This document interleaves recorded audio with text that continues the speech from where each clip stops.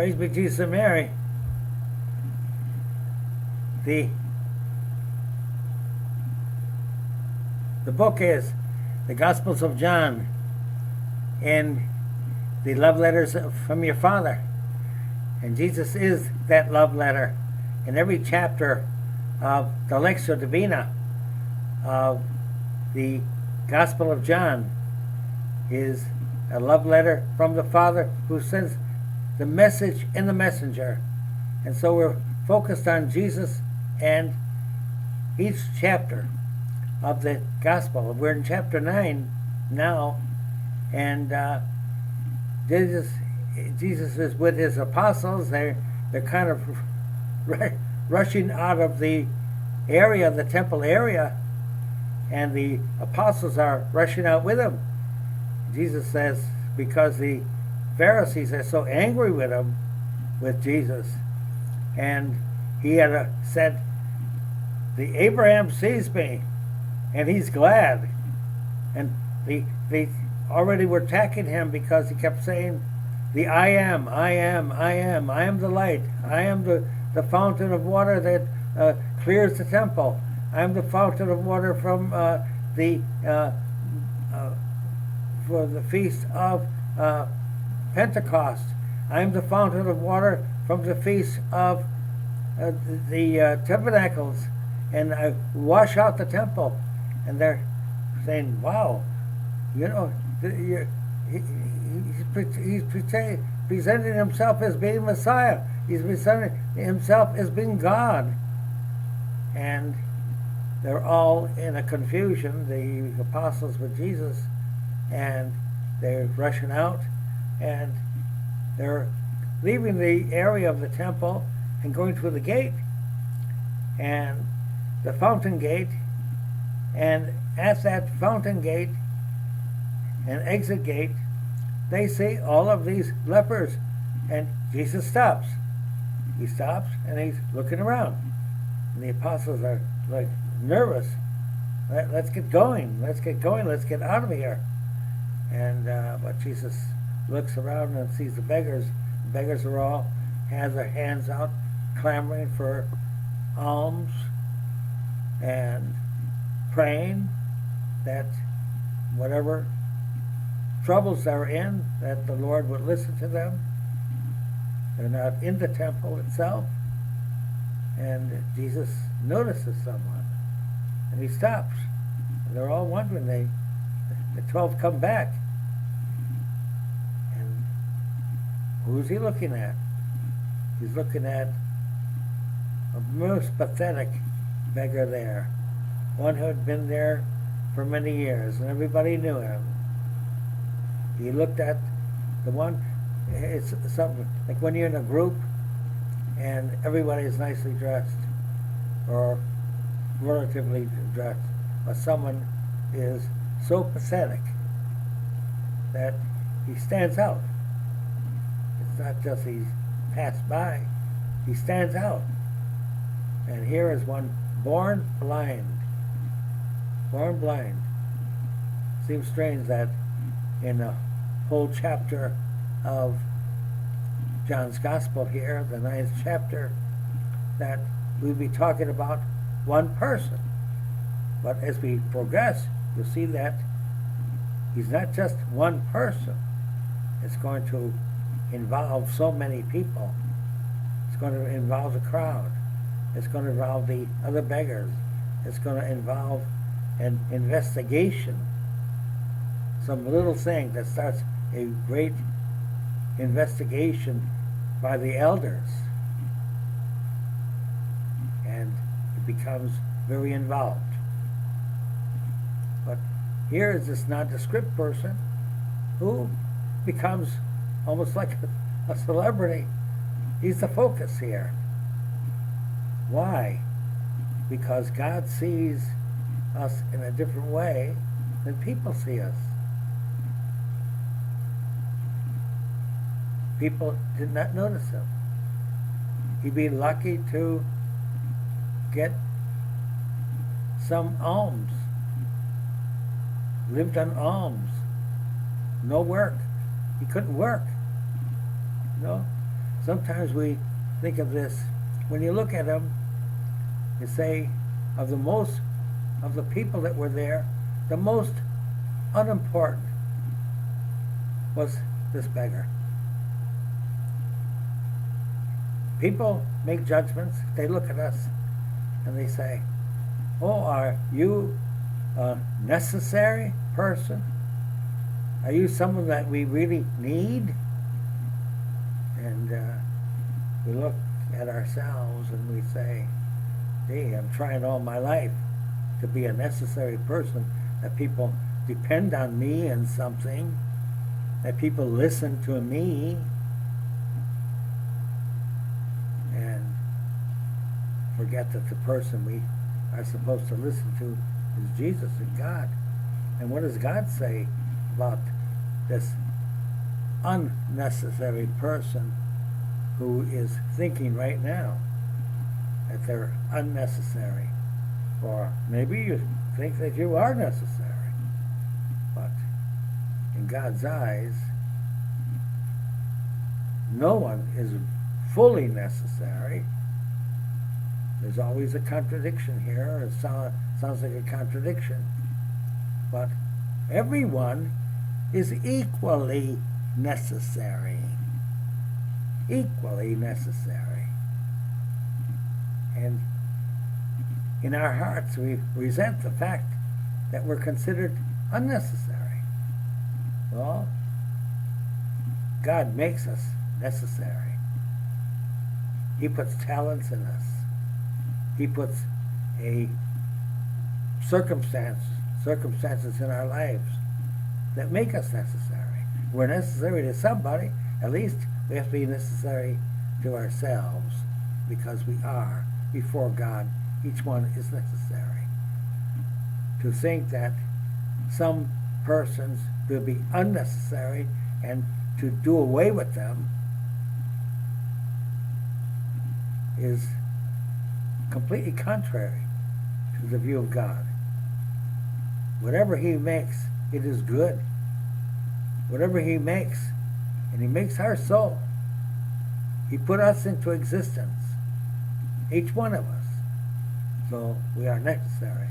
And you can see that this beggar becomes quite necessary even in the circumstances.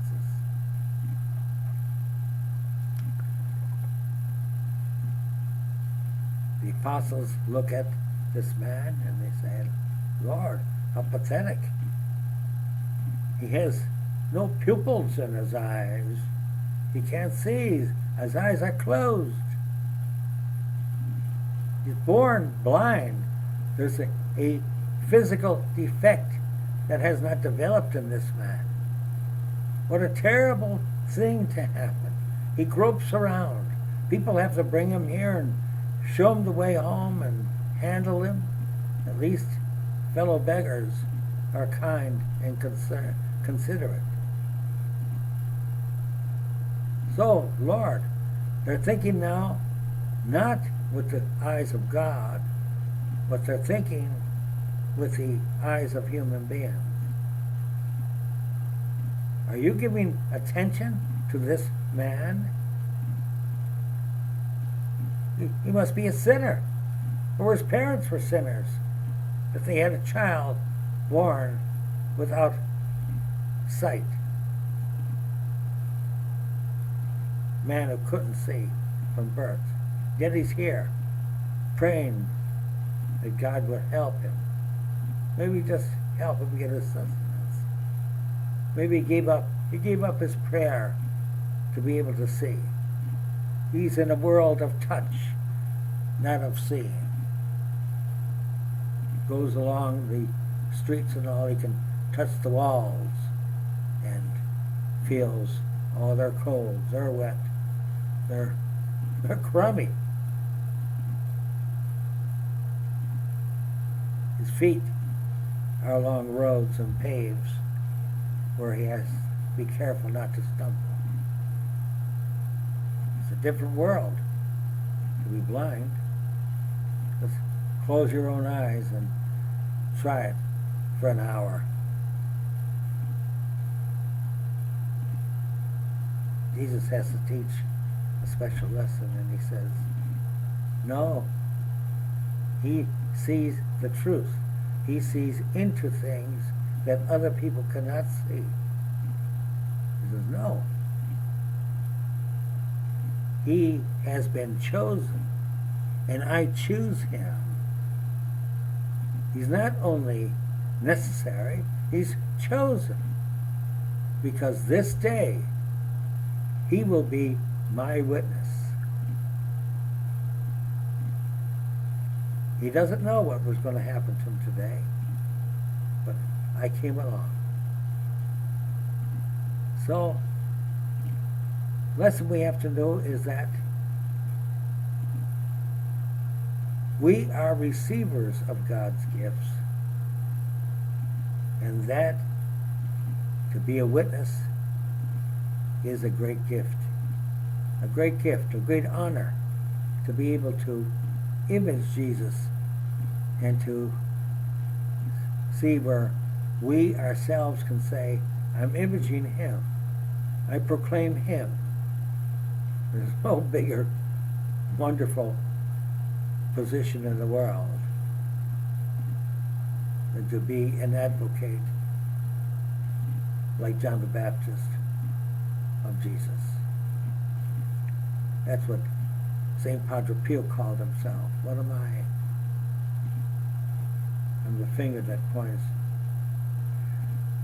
to Jesus, and I'm Simon, the Cyrenian who carries a cross for Jesus. To be connected to Jesus is the greatest thing possible. And that is what Jesus is showing his apostles, how to be connected to him. Also, that human tragedies are not always tragic. They can be very providential. And they are providential. When we're in a crisis, we call out to the God. God help us. People who don't even believe in God.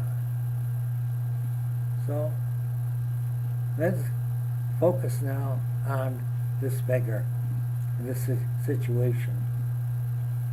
Jesus knows that he came to give example, not only to preach love of God, love of neighbor, but to be the model of it. And this certainly is a teaching on his modeling.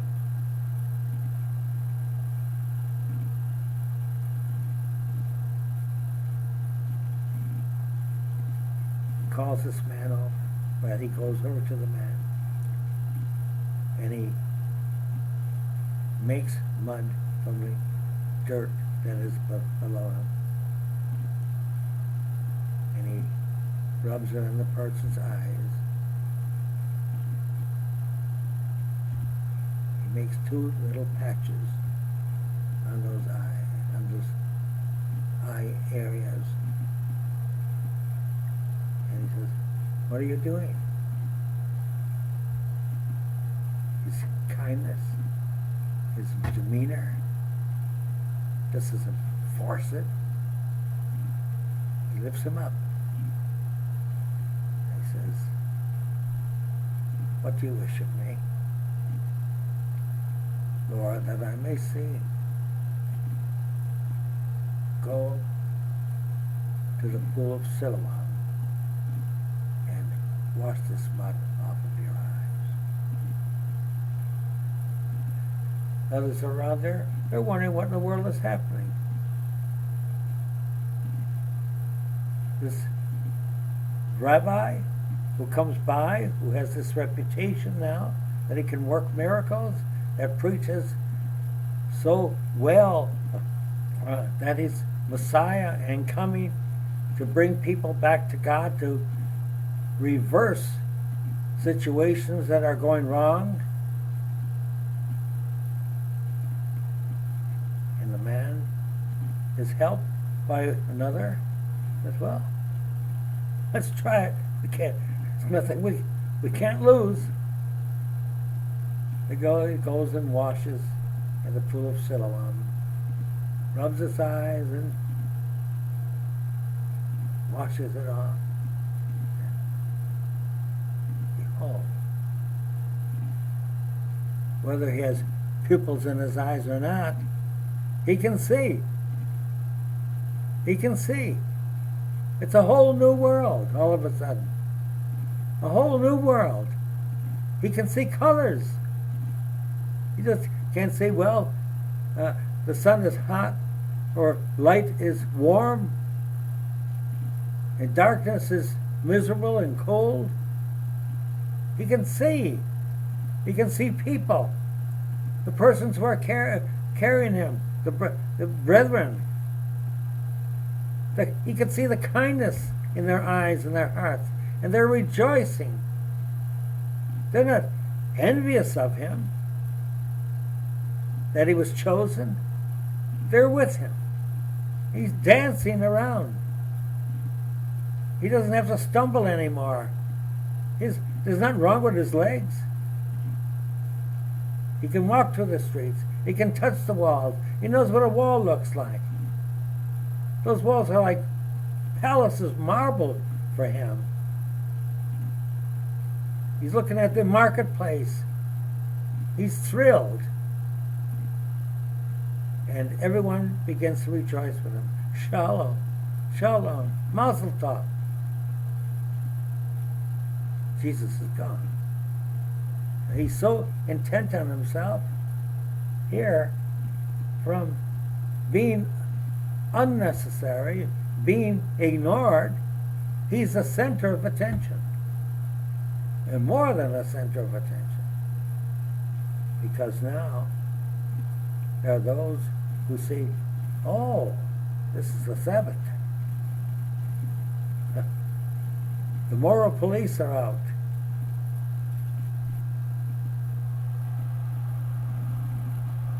He can't enjoy his world. He's saying, what are you doing? You are breaking the Sabbath. Well, I can see. I couldn't see before, and now I could see. And the holy man, the prophet, came by, and he gave me my sight. Who gave you your sight? This one that the people are acclaiming at different times, and he's saying he's like the Son of God, that Abraham sees him, and Abraham has been dead for 1,000 years. Who is this man? Well, I don't know. Is that the one you're talking about? Beggar doesn't even know. We say, well, we're going to give you attention that maybe you don't want. Exactly what did he do to you? Oh, he told me to go to the pool of Siloam, and he put mud on your eyes, and he did that. Oh, that's work, you know. We've got 39 different items of what we call work times. You're not allowed to do it. You're not allowed to make mud and put on people's eyes. You're not allowed to walk 100 yards to go to the pool of Siloam. You're not allowed to wash your eyes. All of this is forbidden. You know, the pool of Siloam is closed on the Sabbath day. Oh, they tell them all the rules. All those rules. So now attention is focused on him. The people that are helping him are embarrassed, and they're going away. They want nothing to do with him. Tell us exactly what happened. So, isn't it strange that when something happens that is miraculous, that you are convinced of it, the people who see the miracle are convinced of it, the ones who are actually witnesses. But the people that don't see it, who weren't there, and who have all kinds of interpretations of if it's a miracle. Is it really a miracle? What really happened? And they want to know every detail of what happened. And they can't believe it. No matter what you say, no matter what you do. And so they say, well, I was born blind, and the people could say to them and witnesses, yes, he's the one that was born blind. He could not see. He has a birth defect. He has eyes that are not eyes. And now he sees. How could he see?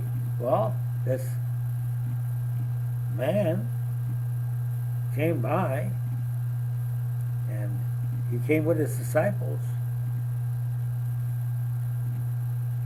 They didn't know, and the beggar certainly didn't know exactly who he was.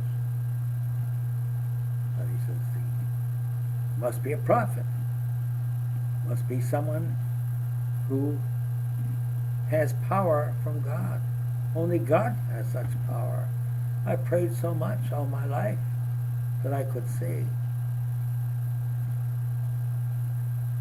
And they start this big investigation. This is a very interesting thing on here. Jesus wanted investigation of all his miracles. Up to this point, there was no real judgment and investigation of it. And in this chapter, there is a thorough investigation of it. Before it ends, there's 3 times they're asking this beggar to describe exactly what happened. The story is the same every time. It coincides with the story of the people who were with him, the other beggars. It coincides with the fact of what he did, of every detail. And so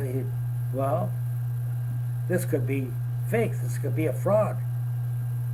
Does he have a twin brother or something? Or someone who looks like him? We can't believe he's the beggar who's out there. Well, who else could it be? Do you really think that a man would be 10 years or more, 20 years, begging, not being able to see, having people guide him, and that he's a fraud, he's different, that someone else has taken his place, that maybe he's cheating, maybe he's some kind of a secret disciple of Jesus who pretends? He couldn't be pretending for 10 years or 20 years.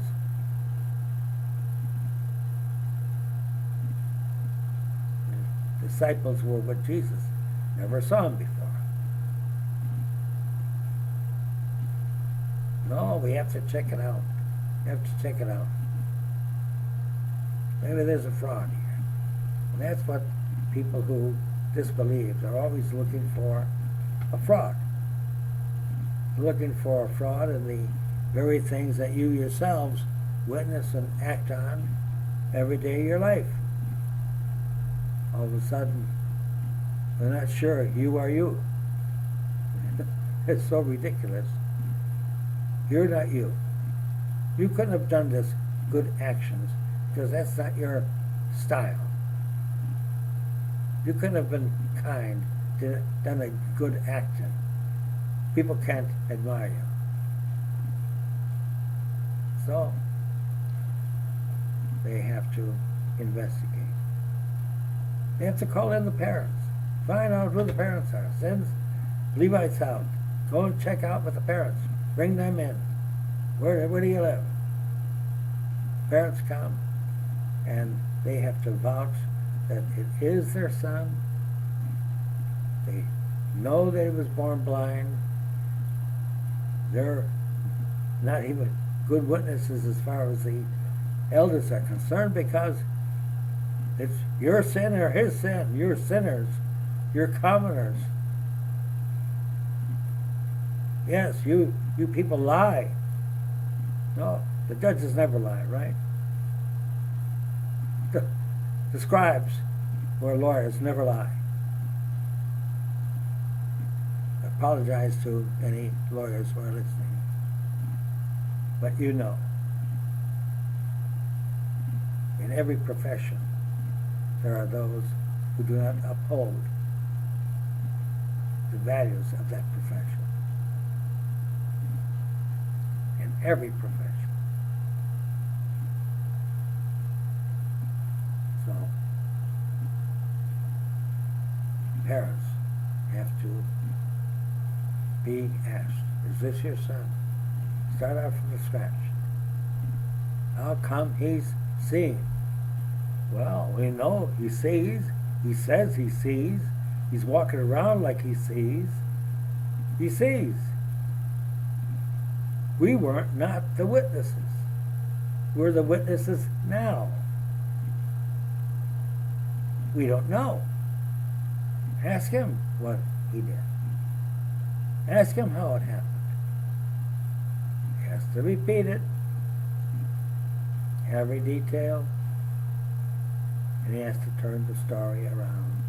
He has to, well, they want to see if he's going to turn the story around.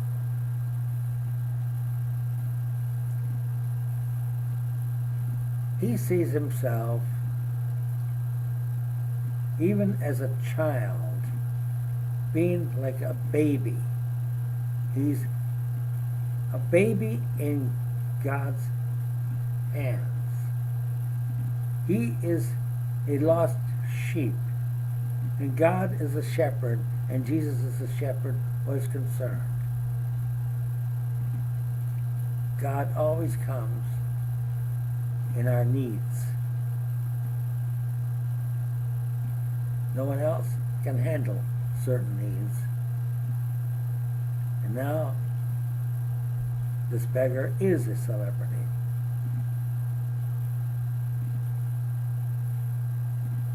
You want me to deny what I know? Well, you don't have the wisdom. You don't know the interpretation of the Scripture. You're nothing but a sinner. Well, I'm not saying that I am. I only know what has happened to me. So, this investigation. You want witnesses? It's being witnessed 4 times. And now it's witnessed even by the Pharisees and the elders themselves. They've got a man in front of them who sees. They are the witnesses also.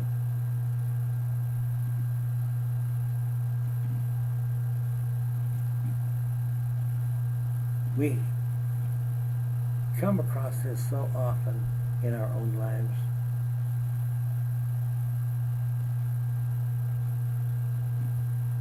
Who is this man that did it? Jesus. Jesus of Nazareth. You know, when you look at it and you look into this particular incident, the Pharisees have a real problem. They have a different view, and they're coming from a very different background on who the Messiah is supposed to be. Now, ask yourself the question. I know I've asked it myself. This whole chapter deals around a blind beggar. Wouldn't it be more impressive if Jesus would come out and say, I'm the Messiah, I'm the Son of David, and we're going to turn the whole world back into the chosen people. You are chosen, we're going to choose everybody. make them all bow down, but become the footstool of the Messiah. Will be put under his feet. They cannot see that Messiah came to lift us up. Why not work some great miracle and get rid of the Romans? Why not be some like the Maccabees, and go to war and organize people in order to overthrow the Romans, and do it miraculously. Do it with a wave of the hand. Do it as Joshua did at Jericho. That would be very impressive. We read a story like that in our Gospels, but to focus on one man. And in focusing on one man, God is, and Jesus is, overcoming and giving sight to all those who do not have the sight of faith. This beggar is the first of those born blind, those who are blind in their eyes and their hearts, the first of a multitude over the centuries, even within the scope of the Scriptures. Paul was blind. He thought he could see. But when God blinded him and knocked him off that horse, that's when he began to see.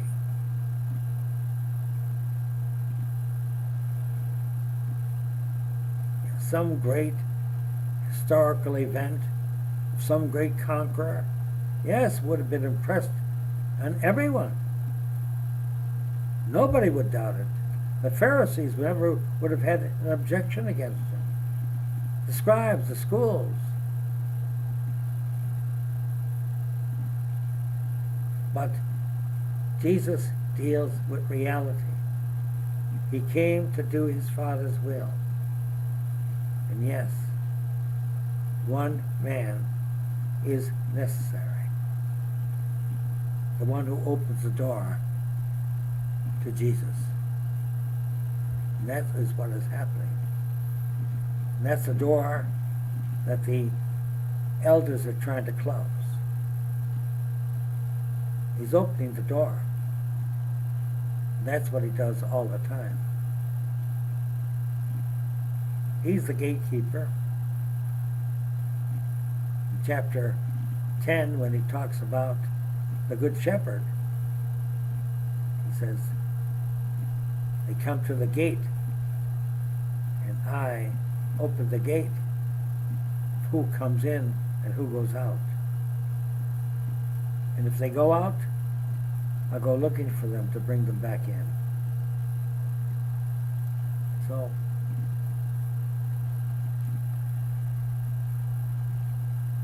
the whole world is to become a holy land.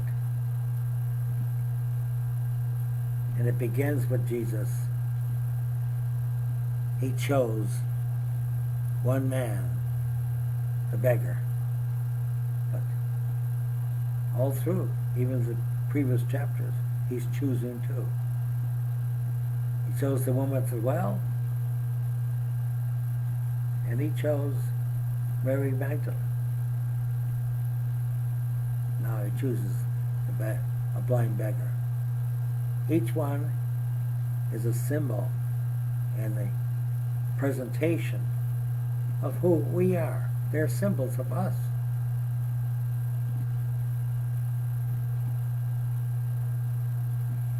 What is the result of these judges? He can. The whole argument. He can work a miracle? He's a sinner. Oh, isn't it strange? You can't work a miracle on the Sabbath day. Moses cannot work a miracle on Passover day. He cannot work a miracle on Pentecost day, when all of the Jews have to come together and have to declare their agreement with the covenant of the Ten Commandments. He can't work a miracle on Tabernacle Day, because they take water from Siloam and pour it into these urns to wash the temple clean, to wash even the sacrifices. Holy works are to be done on holy days, and every day that you do a holy work is a holy day, but especially the days in which are dedicated to holiness. So they have to make a decision. And what's the decision that they make? We know what the decision is. Are you trying to tell the beggar, are you trying to tell us the law? You never went to the school. And this Jesus, who is the one who removes your blindness, this one, he's not one of us. He came from Nazareth. He's nobody. Again, they're always looking at everybody around except themselves as nobodies.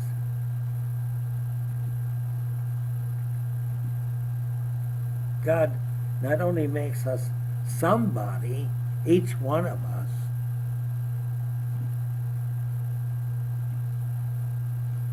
but he chooses. We are the chosen. Everyone is chosen. Even chose sinners when he shed his blood on the cross to be the receivers of his mercy. God chooses,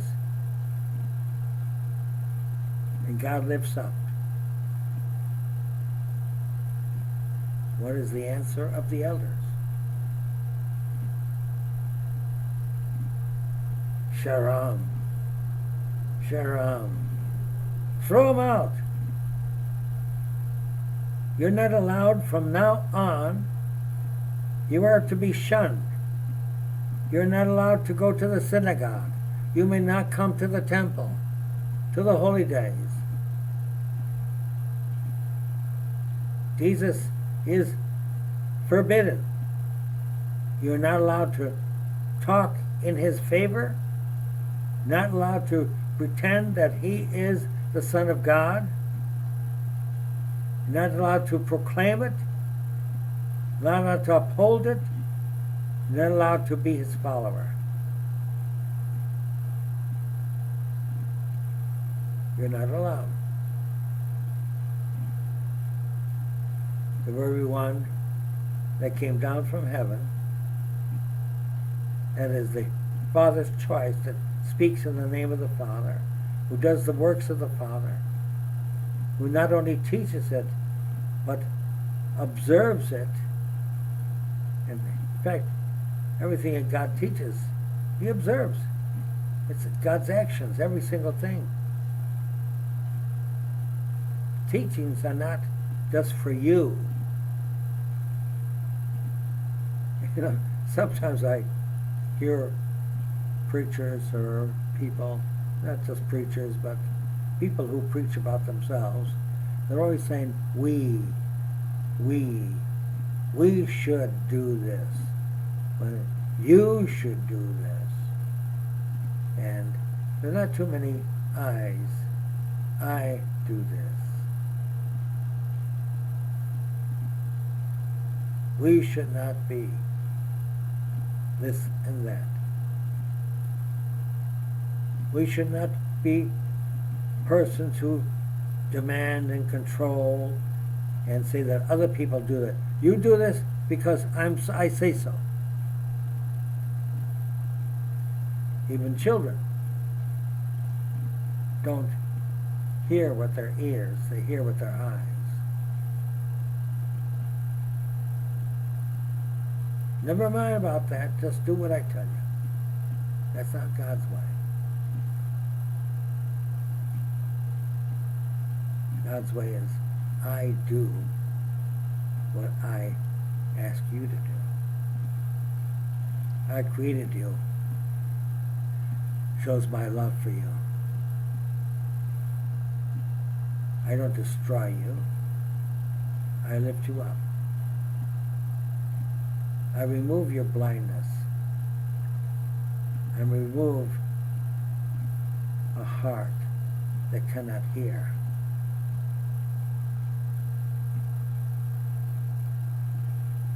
So, this is conversion. This is reversing the way of the world.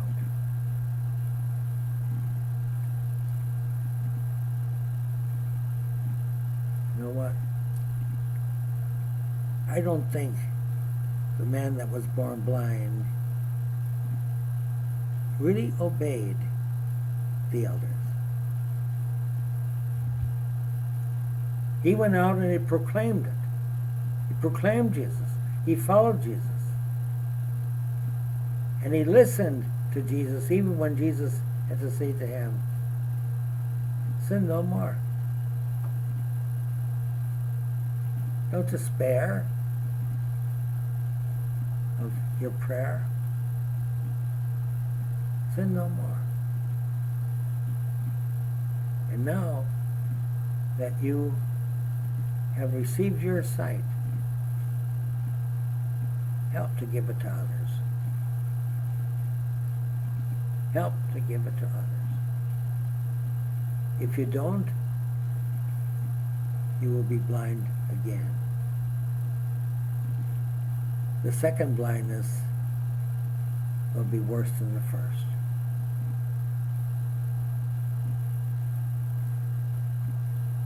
Because now you have my sight. I transferred my sight into you. Well, look at that. That's exactly what the man born blind did. He didn't give in. He didn't cave in. And with speaking the way of God, the way of that Jesus showed him, he could stand up to anyone who blasphemes. Yes, they blasphemed the elder. They blasphemed. They said, he does this by the power of Satan. Conversion is not done by Satan. The works of God are not done by the adversary. And that is what we have to look to.